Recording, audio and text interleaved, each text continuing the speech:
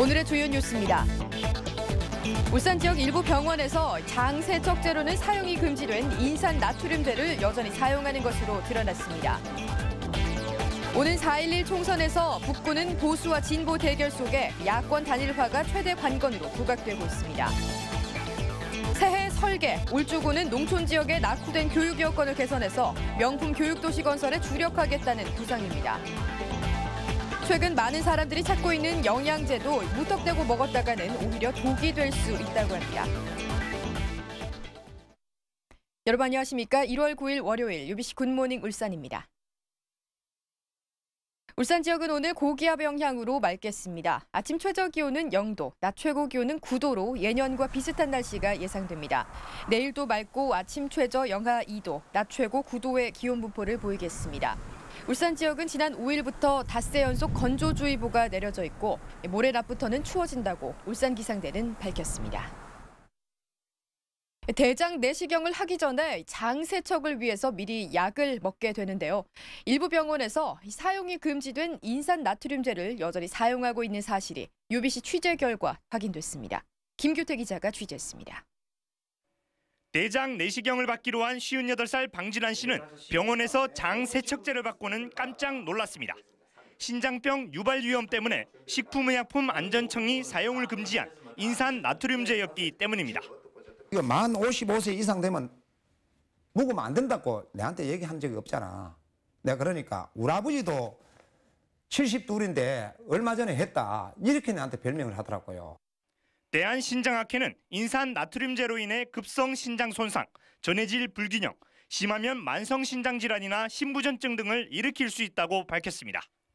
이 때문에 식약청은 지난 2009년부터 변비 환자의 설사 유도 제외에는 사용을 금지했지만 일부에선 아직도 사용하고 있는 겁니다.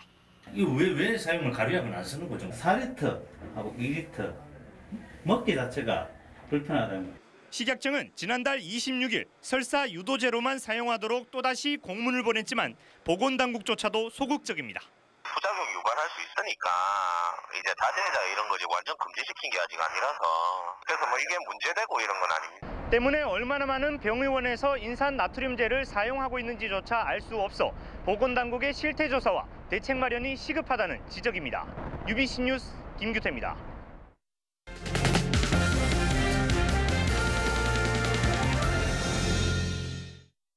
새해를 맞아 4.11 총선 후보군을 알아보는 순서입니다. 오늘 마지막 시간으로 보수와 진보의 대결 속에 야권 단일화가 최대 관건으로 떠오른 북구 편입니다. 조인호 기자의 보도입니다. 지난 1998년부터 치러진 모두 8차례 지방선거와 총선에서 보수와 진보 진영이 번갈아 당선된 북구. 지난 2일 UBC 프라임 뉴스에서 보도한 여론조사에 따르면 여야 양자 대결 시 야권 후보에 대한 지지도가 15.5%포인트나 높게 나와 5개 구군 가운데 1위를 차지했습니다. 결국 승부의 열쇠는 야권 후보 단일화. 현역 조승수 의원의 남구갑 출마로 진보 지정 내 경선이 본선보다 더 치열할 것이란 당초 예상은 수면 아래로 잦아든 양상입니다. 통합진보당에선 김상현 시당 위원장이 가장 먼저 이름을 올리고 표밭을 다지고 있습니다. 민주통합당에선 이상범 전 북구청장이 화려한 귀환을 위해 재기를 준비하고 있습니다. 한나라당에선 별다른 경쟁자 없이 박대동 당협위원장이 4.27 대선 패배의 소력을 벼르고 있습니다. 이렇다 할 지역 현안이나 이슈가 없는 가운데 진보 내부의 통합 과정이 순조롭게 이뤄질지가 최대 변수입니다. 보수와 진보의 세대결 양상이 예상되는 가운데 노동자의 표심을 누가 잡을지가 당락을 좌우할 것으로 보입니다. UBC 뉴스 조인호입니다. 울산공업센터 지정 50주년 기념행사가 오늘 27일부터 8일간 다채롭게 열립니다. 첫날인 27일에는 공업탑에서 제2선언문비 제막식이, 울산박물관에서 특별전시회가 각각 열리고 27일부터 다음 달 3일까지 공업탑과 공업센터 기공식 현장 등을 둘러보는 조국 근대화 현장 투어도 진행됩니다. 29일에는 울산박물관에서 명장의 전당 준공식이 열리고 마지막 날인 2월 3일에는 시청에서 공업센터 지정 50주년 기념식이, 울산역에서는 상징물 제막식이 열립니다. 자치단체별 새해 설계, 오늘은 마지막으로 울주군 편입니다. 울주군은 올해 농촌 지역에 낙후된 교육 여건을 개선해서 미래 인재를 양성하는 명품 교육도시 건설에 주력할 방침입니다. 이다루 기자가 보도합니다. 대학생의 열띤 강의에 중학생들이 뒤를 쫑긋 세웁니다. 광영제 멘토링 캠프에 참가한 중학생들은 4주 동안 기숙사 생활을 하며 영재의 꿈을 키우고 있습니다. 멘토 언니랑 학생도 한 번에 몇 명 안 되다 보니까 더 가깝고 편하게 수업할 수 있어서 좋고 잘 가르쳐줘서 이해도 잘 돼요. 촌 지역에서는 딱히 학원에 다닐 것도 없어서 여기 대학에 와서 이렇게 배우고 하니까 마치 제가 대학생이 된 것 같은 기분이 들어서 좋았어요. 농촌 지역 학생들의 학력 향상을 위한 이 사업은 울주군이 연간 9억 원을 지원하고 있습니다.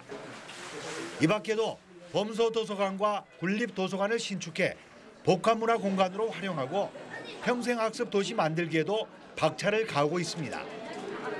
도시 아이들의 산촌 유학과 유소년 해양 스포츠, 승마 체험 교실도 만들어 명품 교육 도시의 면모를 갖추고 있습니다. 인구 30만을 지향하는 이 명품 도시 울주 건설을 위해서 인재를 키우는 평생 교육 도시에 주력을 하겠습니다. 하지만 수년째 끌고 있는 울주군 신청사 건립과 수십억 원의 적자를 기록하는 울주시설관리공단의 수익사업 모델 개발도 시급합니다. 선진 교육 도시를 꿈꾸는 울주군이 실질적인 교육 인프라를 갖추기 위해서는 장기간 방치되고 있는 영어 마을 부지를 활용한 국제고 유치가 앞으로 풀어야 할 과제가 되고 있습니다. UBC 뉴스 이다루입니다. 임진년 새해를 맞아 재경향후회 신년 교례회가 열리고 생태하천으로 거듭난 태화강에서는 겨울 철새 학교가 진행됩니다. 이번 한 주간의 울산 지역 일정 윤중 기자가 보도합니다. 2012년 재경 울산 향후회 신년 교례회가 내일 저녁 서울 롯데호텔에서 열립니다. 이번 행사에는 재경 향후와 초청 인사 등 500여 명이 참석할 예정인 가운데 4.11 총선을 앞두고 정치권 인사들도 대거 참석해 얼굴 알리기에 나설 것으로 보입니다. 2012 태화강 겨울 철새학교가 오늘부터 오는 15일까지 명총교와 3호 대숲 인근에서 열립니다. 환경생태연구소 이기섭 박사 등 조류 전문가들의 설명과 함께 태화강을 찾는 겨울 철새에 대해 알아보는 이번 행사는 태화강의 생태 환경을 재조명하는 계기가 될 전망입니다. 남구청에 이어 북구청도 CCTV 통합 관제 시스템을 구축합니다. 북구청은 오는 14일 기관별로 따로 운영되던 북구 지역 CCTV 318대를 통합한 관제 시스템을 준공하고 학교 폭력과 주민 불편 사항 해소 등에 활용할 계획입니다. UBC 뉴스 윤종입니다. 경기 활성화를 위해서 울산시가 올해 예산의 60% 이상을 상반기에 집행하기로 했습니다. 시는 이에 따라 시설비와 용역비 등 집행 효과가 큰 경비는 가급적 상반기에 집행하기 위해서 설 연휴 이전에 부서별 조기 집행 계획을 확정하기로 했습니다. 울산시가 조기 집행하려는 올해 예산은 1조 716억 원 규모입니다. 울산 중소기업지원센터는 올해 5천만 원의 사업비를 들여 지적재산권 출원과 인증 지원 사업을 추진하기로 했습니다. 이 사업은 울산에 본사를 둔 중소기업이 지적재산권 출원이나 인증에 쓴 비용을 최대 80%까지 지원하는 것입니다. 중기센터는 지난 2003년부터 지난해까지 487개사에 581개의 지적재산권과 인증 획득 비용을 지원했습니다.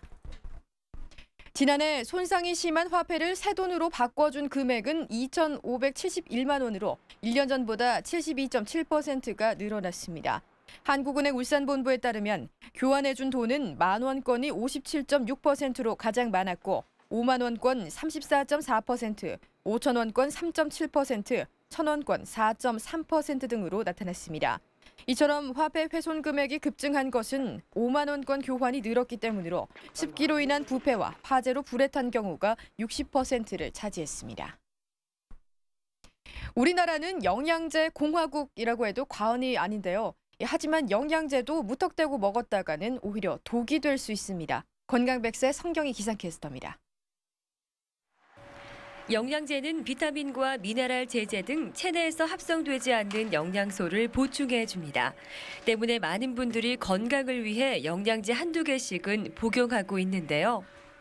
네, 집에서는요 오메가3랑 글루코사민 뭐 이런 종류가 있어가지고 그걸 매일 아침마다 복용을 하고요. 문제는 사람에 따라 필요한 영양소와 권장량이 다르기 때문에 반드시 알고 복용해야 합니다.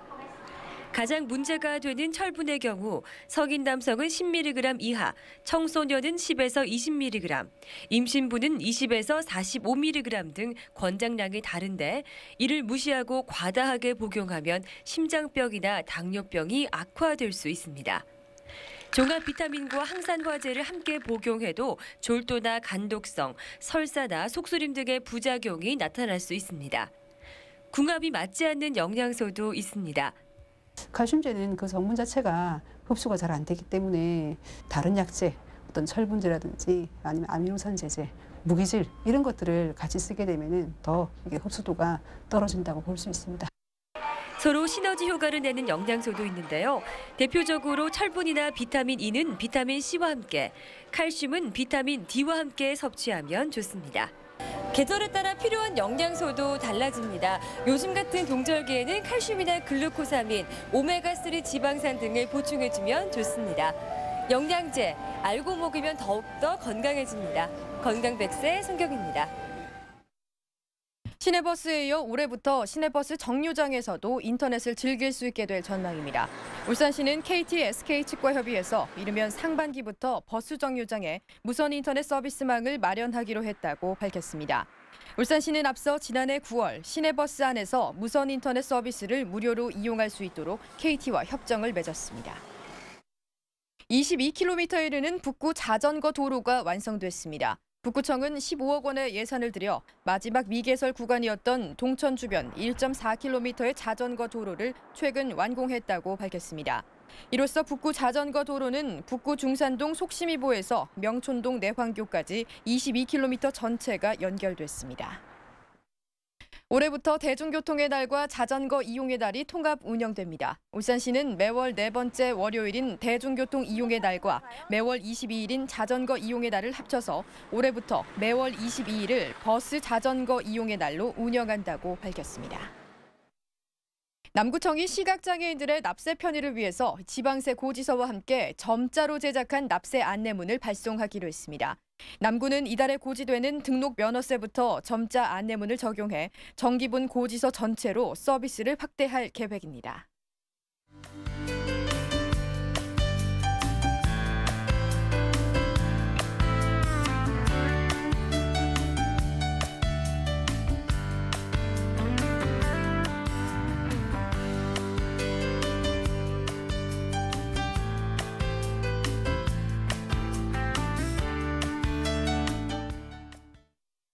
네, 이상으로 UBC 굿모닝 울산 마칩니다. 고맙습니다.